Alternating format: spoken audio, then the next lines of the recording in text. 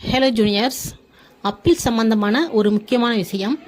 Section 392 of CrPC, அதே பிஎன்எஸ்எஸில் 433 of BNSS.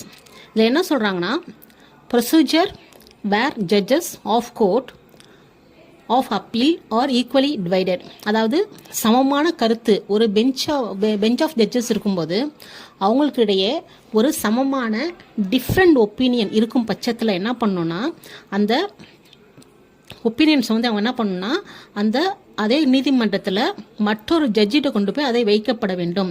Shall be late before another judge, அங்கே வைக்கணும். அந்த ஜட்ஜி என்ன பண்ணுவாங்கன்னா, அதை கேட்ட பின்பு அந்த கேஸோட ஃபேக்ட்லாம் கேட்ட பின்பு என்ன பண்ணுவாங்கன்னா, அவங்களோட ஒப்பீனியனை வந்து டெலிவர் பண்ண வேண்டும் அந்த வழக்கு சம்பந்தமாக.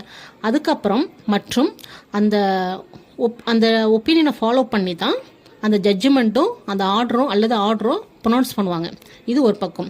சப்போஸ் அந்த அனதர் ஜட்ஜில் கொண்டு போய் வைக்கிறாங்க இல்லையா, அந்த ஜட்ஜு வந்து சப்போஸ் நினைத்தால் ஸோ ரெக்வயர்ஸ் அந்த மாதிரி நினச்சா என்ன பண்ணலான்னா, அந்த ஏற்கனவே உள்ள அந்த பெஞ்சை விட அதிகமான ஜட்ஜஸ், லார்ஜர் பெஞ்சுன்னு சொல்லுவாங்க இல்லையா, அதிகமான ஜட்ஜஸ் உள்ள அந்த பெஞ்சில் உள்ள அந்த ஜட்ஜஸ்ட்டை திரும்பவும் கேட்கப்பட்டு அதன் அடிப்படையில் அந்த வழக்கு டிசைட் பண்ணப்பட வேண்டும்.